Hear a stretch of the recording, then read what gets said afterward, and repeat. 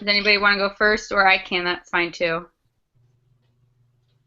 Well, I will. I think facts are generalized. Like driving records. I go to that a lot. Driving laws.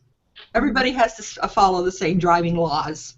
We might have our own opinions about how everybody else drives or how we drive, but the laws and the facts are the same. And I think everybody has to commit to that to make everything safe when we're in our cars. That's what I thought of it. I like that. Anyone else? Oops. Yeah, this is Katie. I was just going to add that it just seems so obvious to me, just like I mentioned in our discussion board, that you can drop an apple and your opinion can be it's gonna fly to the moon, but it's not going to. It's gonna drop. That's gravity. So that's fact. Yeah. Mine was kind of similar to kind of what Katie was just saying. I just said that when we have an opinion like about a topic, it can be like true or false, but then there's always going to be a fact to prove us wrong. And my example was like with gay marriage. People think that it's a good thing to have same-sex marriage and they think it should be equal. But in reality, we know that God has commanded us that it's between a man and woman. There's things that can back up and prove the gay marriage wrong. That's kind of what I used too. But, I said that facts were unbiased.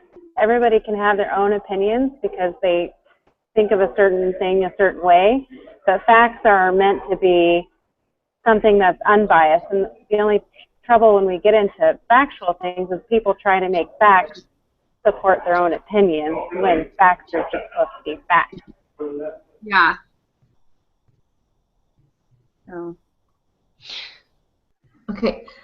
My thoughts were pretty obviously in line with the rest of you. If facts can be proven and backed up, and our opinions often go, off of our feelings, and that's not necessarily a firm base. I mean, maybe for us personally, but maybe not necessarily to share with everyone else. Mm-hmm. I like that. Does anybody else have anything to say? Or you want me to move on?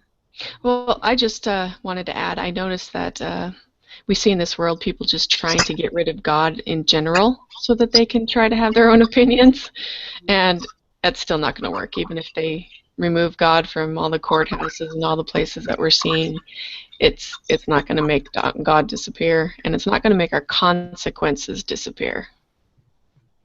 That's yeah. very true. I like that. I love that you mentioned that they're trying to make God disappear. Like it's just so weird to me that people just they just think that they can do that and it's okay. But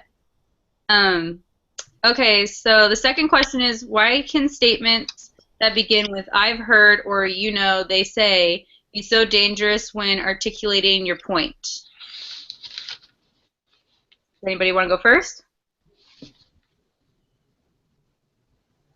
I'll go first. Okay. So I think that leaves, I think all of those leave a lot of room for misinterpretation and a loss of information and data, and you can hear incorrectly as well. So that's not always the best resource to follow and to go off of.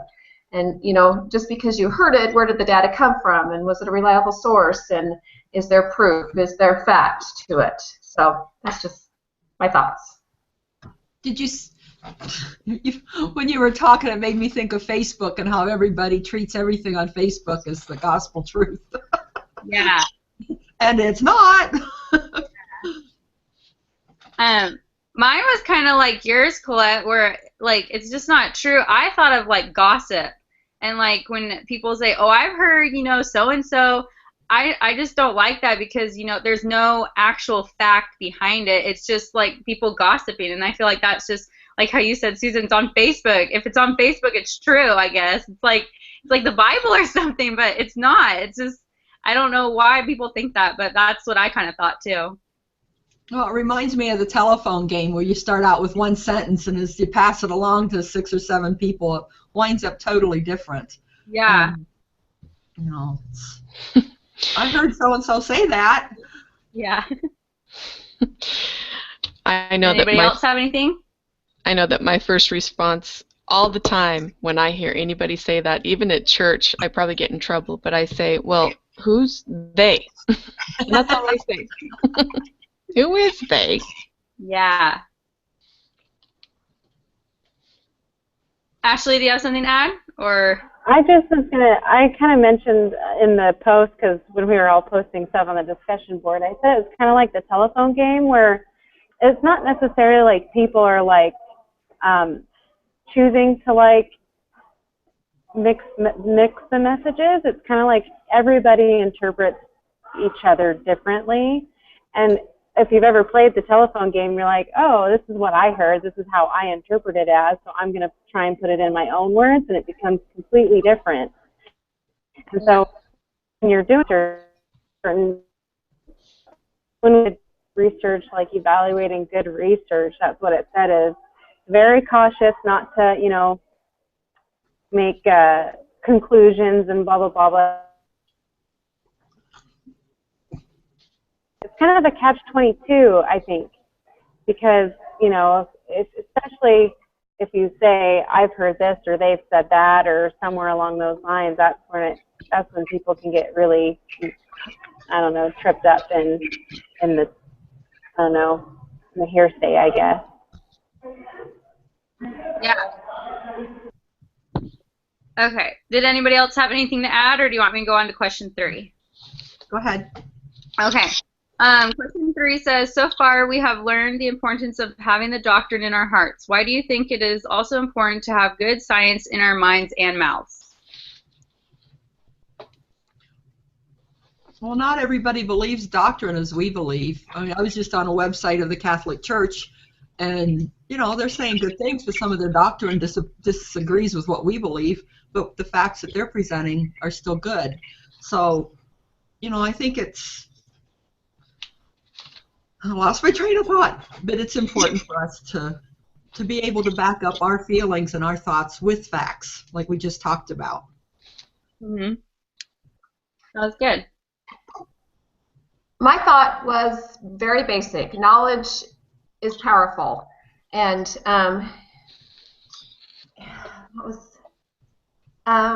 you know, it gives us a foundation to intellectually draw on, not just emotionally, and not just you know, spiritually, which is important to us individually, but when we're addressing individuals that don't feel the same about things like that we do, it's important that we have a knowledge of what's going on in the world and be intelligent.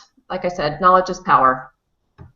I keep thinking of Elder Christofferson in that video interview we watched last week, and he was just, well, I watched it because you'd mentioned the children in the church not being able to, you know, be baptized until they were 18, and he just presented the facts very calmly and very succinctly and knew what he was talking about. And, you know, I think that's a goal of mine, is to be able to talk like he does and not get caught up in emotion.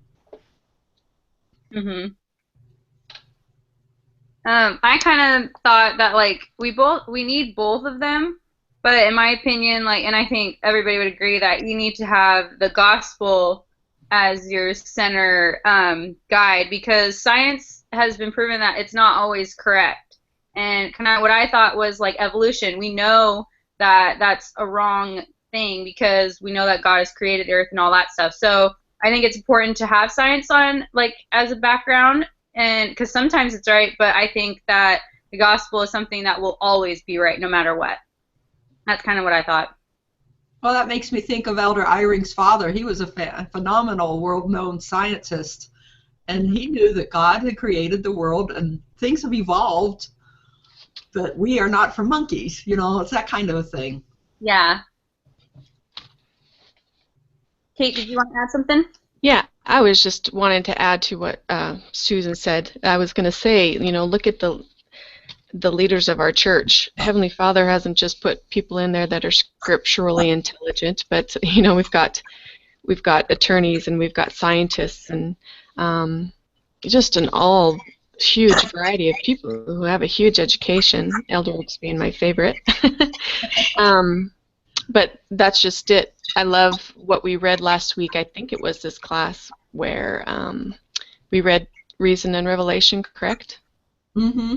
Yeah, and he said, let me find it, I have it written. He says, we come to know God and the truth of his gospel by study and reason, and also by faith and revelation. And it also makes me think of, you know, in the scriptures we're told by Alma to experiment, and usually an experiment is very scientific. And, you know, Heavenly Father does not want us following blindly with our faith because, you know, as we utilize faith, we come to knowledge as we experiment. And just that word, just the word experiment is showing that science and math is important, being that that's how Heavenly Father even created us and the world. And how do we get an understanding of it? Yeah. Okay, does anybody else have anything to add, or question 4? This is just a side note. Did we read that last week? Revelation versus reason in this class? It was either last week or the week before. Yeah. Yeah, from Elder Oaks, right? Yep. Mm-hmm. The Lord's way. Okay. If you're curious, Colette, you just type in Too many classes in my head. you go to Google and type in Reason and Revelation if you can't find it in your school notes, and it brings you straight to Oaks Talk right there. Or you can just go to lds.org too and find it. Yeah. Yeah. But I'm like you, Colette. I have so many classes. It's like, which class did I? Yeah, I understand.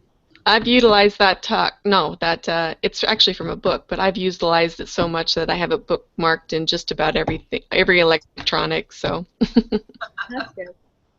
Okay, question 4. It says, if we were to pick a side on the Common Core debate strictly based on the information from evaluating research, which would you pick and why? Man, that was a hard video to watch. Yeah.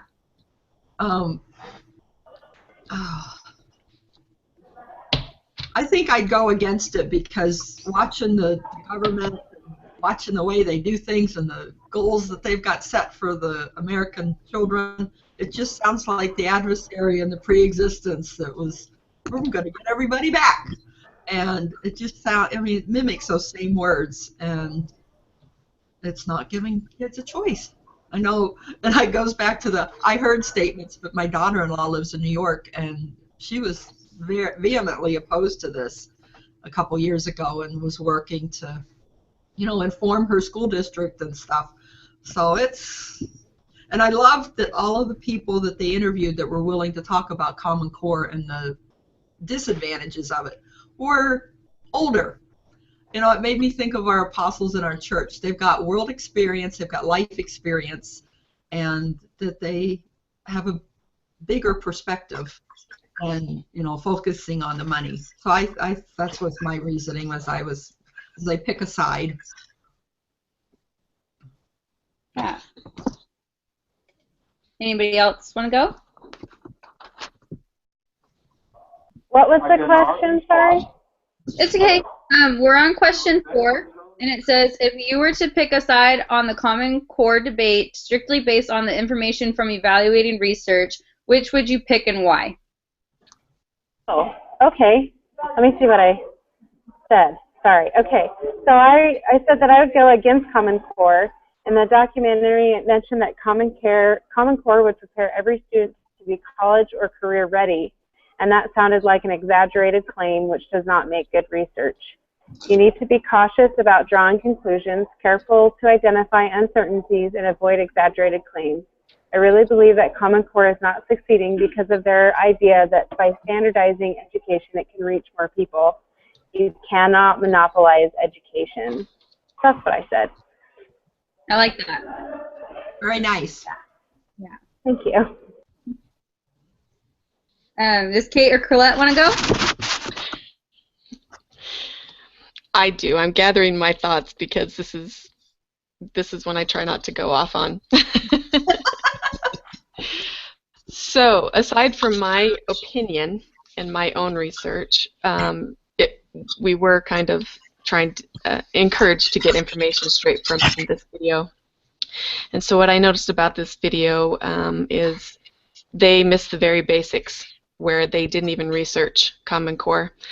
And there was no proof of Common Core being a benefit. And so it's not even a research project in the first place. And here we are in a classroom where we're learning about correct resources and valid resources and experimentation. And Common Core has never been researched and it's never been experimented on. So right there, it shows that it's a bad resource, if you will.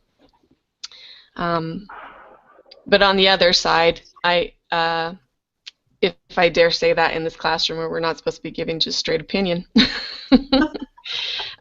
I do know that, and I've tried to find this information. I wanted it for today because that's what our goal is. But if we do our research, we'll find that the federal government in the Constitution says that only the federal government is to be involved with the Second Amendment and making sure that we all have the Second Amendment. And they're not supposed to be involved in anything else. And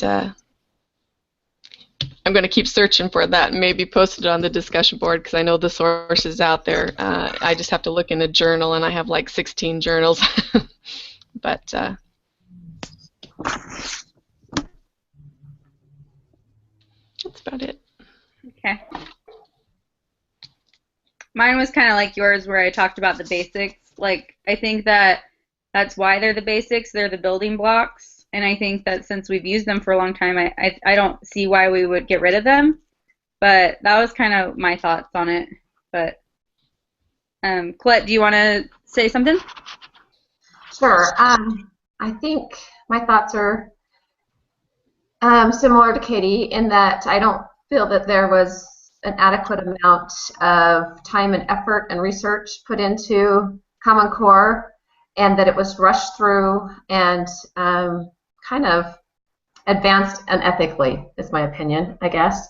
And maybe I can say that because I have children in the school system, and I have a 17-year-old who's extremely intelligent, and so it's frustrating. It's not necessarily frustrating, I shouldn't say that, but he goes to the local college to take courses because they have, using the words from the documentary, dumbed it down. So that's my opinion. And I'm glad that he has that option to, you know, take calculus and whatever else the college is taking. I'm grateful for that. But I also don't love my high schooler going to the college. Well, in our school where I work, I'm a secretary. We've got a vocational ed program, and we've got the college prep classes, and then one of our local colleges does bring professors in and teach a few classes for the kids. So, you know, we've got alternatives there for the kids to choose what they want to do. And just like the lady in the video talked about Finland, you know, 50% of their little Finland's kids choose to go to a vocational ed program. That's what they're interested in. And I don't understand how anybody can choose for our kids what they're going to do and how they're going to do it for the rest of their lives. Mm-hmm. Another thing I noticed, according to finding valid resource, is the people that did Common Core. One of our things to watch out for is to withhold information or manipulate, and we know that Sandra and Jim, the ones that were on the validation committee at first, weren't even mentioned in the final document, and it was not. Nobody referred to it. It was just cut off and taken out of all the information for the public to know. Yeah, wasn't that awful? So. And it bothers me that they were asked to sign a confidentiality form. You know, it's our kids' education. I mean, we all should be involved in that and a party to that. Yes, I agree with that because I saw it just like how we vote for the president. Like, why could we not vote for our education, our children's education? I don't know. It was just kind of weird. She said that, and it just made me immediately think of the Gadianton robbers in the Book of Mormon with their little secret society and signing confidentiality agreements. It's like, really? I just was appalled that somebody would operate that way. I got kind of angry watching the documentary. I'm like, are you serious? You've got to be kidding me. I'm getting really mad. I need to take a pause and cool down for a second. Oh, my word. I watched the one about Africa late Tuesday night, and I was so upset I couldn't sleep. I was like, I just can't believe this stuff's going on. I'm glad we didn't have to talk about that one today. Yeah. Okay, so question 5, we're on 5. Do you think that much of the Common Core curriculum ignores empirical based developmentally appropriate practices for children? Why and why not?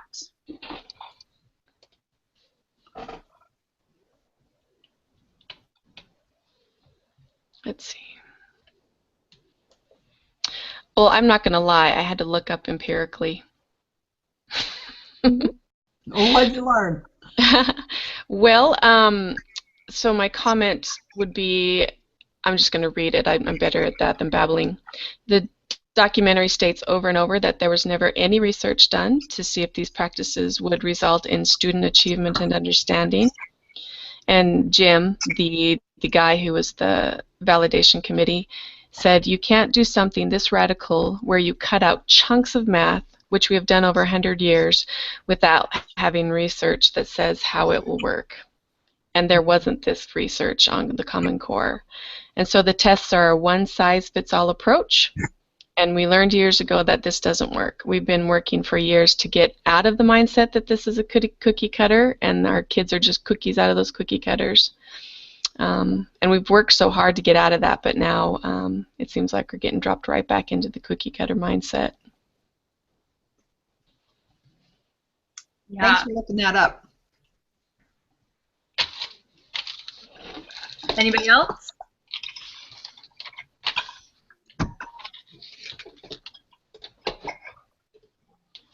I don't know that this goes along with your question, but I kept thinking to myself, those who pushed Common Core so desperately, what was their other agenda? I mean, was it really that they cared about the kids, or was there something else that we're missing that we don't know about? That's just the thought that kept going through my mind. All that money. Yeah, same here. I had that same thought. Colette, I don't know. As I look at, our society right now and how it's becoming so socialized, it's just amazing that they thought that they could do that with education. It blows my mind. And there was one class where we watched, there's a documentary called Stupid in America. I don't know if you had that. It's called Stupid in America. Yeah, I've seen that. And it was talking about how money doesn't necessarily mean better education, and how our kids aren't getting the education that they need, and that we need to stop monopolizing education because it just doesn't work. And that documentary was made in the early 90s, I think. And now it's like 2016, and it's even worse than it is now. It was just amazing to see how this mindset has just, I don't know, just exploded in the past few years with this Common Core stuff. And it makes me wonder what the agenda is and how fast it just went. Ashley, do you mind typing that title so I can write it down? Just a quick aside, my daughter is student teaching right now, and they are having a class so that they could teach the parents how to teach Common Core in their home, and they have to pay it was either $60 or $65 to attend the class so that they could teach their children at home how to do what they're being taught at school with Common Core. Gosh. No way. Oh my gosh. That's terrifying, because in the documentary it says they're getting in the schools, they're changing the colleges, and you just freaked me out because this is how they're getting in our homes. Yep. By the way, empirical, you guys asked what I learned. but I forgot to say that empirical means verifiable by observation or experience rather than theory or pure logic. Okay. Thanks. Yeah. Okay, so the next question is, what have you learned from culture imperialism about the persuasive function of research and science in creating culture change?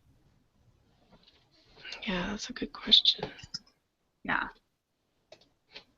Well, I'm taking that statistics class now, and that's the basis of the class, is so that, you know, we can read and understand what good research is and how to not manipulate the numbers. Mm-hmm. You know, to how to learn how to read, you know, your research papers and understand what they're claiming. So, I don't know. I just feel so overwhelmed with the system coming in. It's like, how do you even start to fight it? Mm-hmm. Oh, you make a good point, Susan. How do we fight it? That's the point of this question is, you know, how do you take these elites that have lots of money, because we know that money controls the opinion and the vote, and that's what one of the first things they mentioned was the money that Bill Gates gave for incentives, the stimulus gave for incentives, and I am on the board here in my school district, the school board, and there's things, my superintendent is always saying things like, well, they'll take our money away if we don't do this, or they'll take our money away if we don't do that. So it's quite terrifying, actually. Yeah. It is.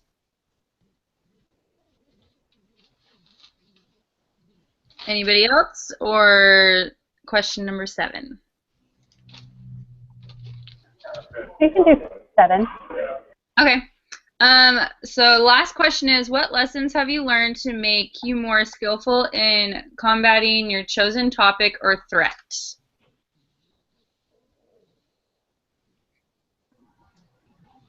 I'll go ahead. Can you repeat that one more time? Yeah. Sure that What lesson have you learned to make you more skillful in combating your chosen topic or threat? Okay. I think something that I don't always do, which is important that we do, is to understand both sides, or to look at both sides, give both sides a chance. And I don't always do that. I mean, my topic is abortion, and that's one topic that both sides, that's a hard one. Understanding the research and how it came about, and to educate myself, to be informed. I think it's so important for us to be informed and to know a variety of things. Yeah, I love that. That was kind of like mine. Like mine was kind of like, you know, you need to do your research and get all your facts and the backbone of everything that you want before you have an opinion. Because if you just say, oh, I think this is right, just for no reason, it's the same as what we were talking about with the Common Core. They kind of just, they don't have a reason what they were talking about in the video. So that's kind of my thing, is get the research, the facts before you make an opinion.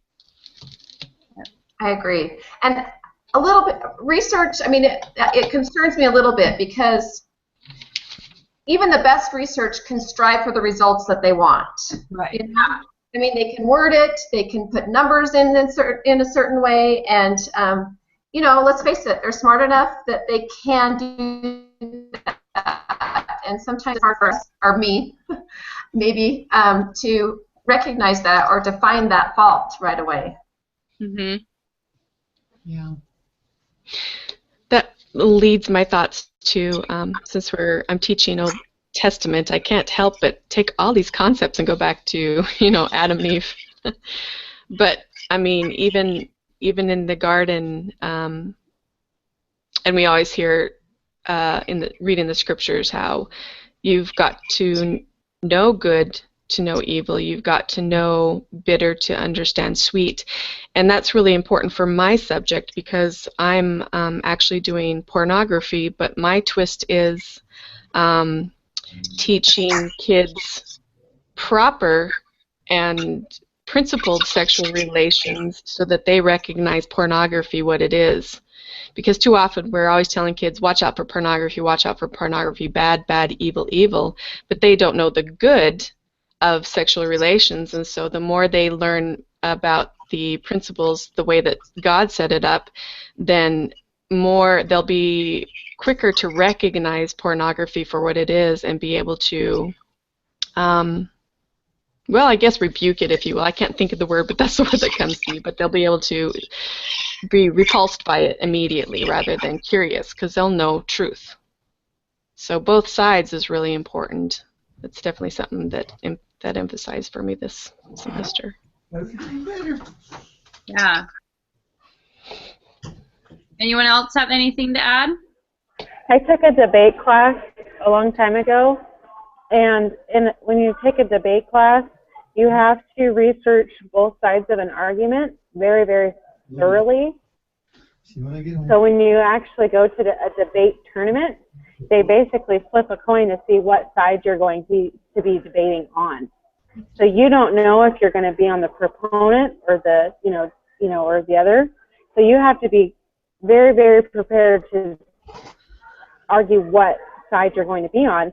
And throughout that entire day, you're going to go to one class and you're going to argue this topic, and then you're going to go to another one, you're going to argue the same one, but you might still be on a different side. And it really helped me think of how people actually think, and it made me think of how people actually listen to logic and fact. It kind of helped, because I mean, even when I was in that one class where I had to talk about marriage and family, where everybody thought that it wasn't important, and I was talking about, well, in the family proclamation it said this and blah, blah, blah, blah, blah, and they're like, I really don't care what your faith says. I want to see facts and whatever. And it wasn't until I could debate the way that they wanted, or it wasn't until I could debate the way that they needed to or understood, that was the only time I could reach them. And so it's really important to know your audience and, you know, how they are actually debating the subject, because you're not going to get to them if you're just, I don't know. Does that make sense? Yeah. Well, yeah. Absolutely. Okay. I like how you said you got to know your audience also. Me too. That was really good. But what I've appreciated in this class is exactly what I've been searching for over these years, just a better vocabulary, more backup. And I can tell you that the resources on this lesson that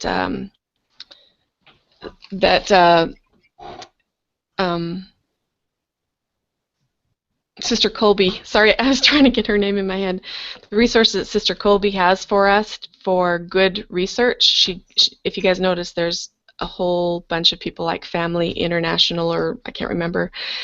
They have sources where you can, they go to UN, I'm sorry, I'm kind of babbling, but they go to the UN and they deal with a lot of things, and so they put together a booklet that shares talking points. And so I encourage you guys to look at those resources that are here in Lesson 3, because of these groups are amazing with our vocabulary and being able to do what Ashley said to accomplish those debates. Awesome. Okay, Colette just wrote, and I'm so glad that she wrote this, that we're supposed to say our names and a brief summary to the instructor. Is this a summary of like what we talked about, or what's the summary about, so I know what we're doing and doing it correctly? I think at the beginning we were supposed to each say our name, and then it said at the end just give a brief summary of our discussion. So and then it was in bold letter. Oh dear, we're not doing that. Okay. Okay. Not just a summary that we submit, but a summary, you know, now too. Once we're all done. Finished with, you know, yeah. Okay. Did anybody else have anything to say, or did we get everything? No, I think this is one of our best conversations, and I wrote notes for the summary part, so. Do you want to read your notes, or? Sure. Yeah. Okay. Let me try to make sense of them. That's okay. So on our question, what do you think that it means? well, for question 1, we summarized that we leave room for misinterpretation. We have a loss of data and where it comes from. It turns into gossip and pretty much the telephone game. Does everybody agree with that? Yeah. For question 1. And oops, I skipped question 1. That was the answer to question 2 about I've heard or you know what they say. For number 3, about the importance of having doctrine in our hearts and good science in our minds. We have even churches, other churches with doctrines don't agree, so we have to understand math and science along with doctrine. We need to address people who don't believe these kinds of things, and so we need that intellect to do so. And like Elder Oak says, we need reason and revelation. How's that sound so far? That's good. And then number 4, what do we have for 4? I think we all said that we were going to get rid of the Common Core. We did.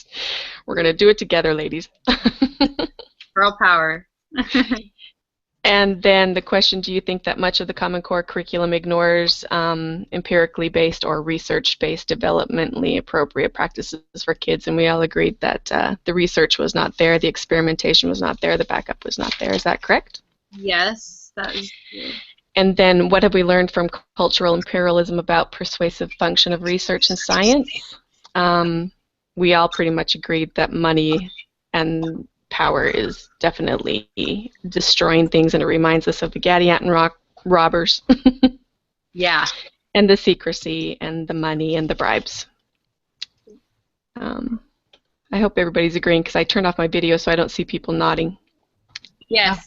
Sound good. And then what lessons have we learned to make us more skillful? And we mostly focused on understanding both sides so that we can understand the debate.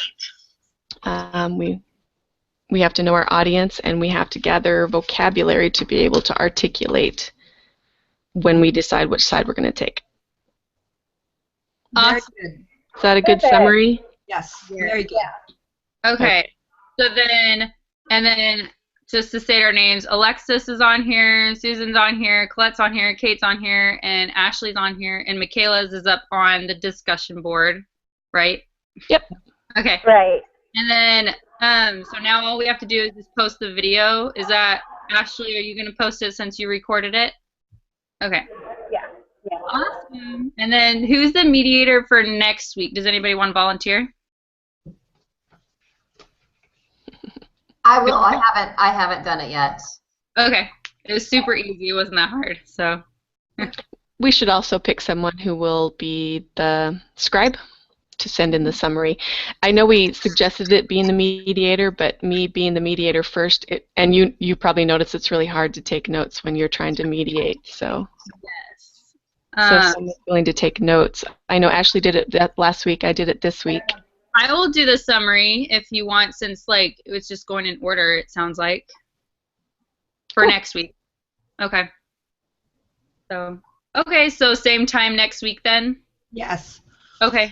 And then are we seeing Michaela next week, or did she say she couldn't make it again? Do we know? I don't know. I don't know. Okay, I'll text her and see, and then I'll let everybody know too. So. Okay. Okay. Thank you, ladies. Okay. And Ashley, Good weekend. Yeah. are you willing What's to up? stay on for like 2 extra minutes so that I'm not getting on ignorantly next week again?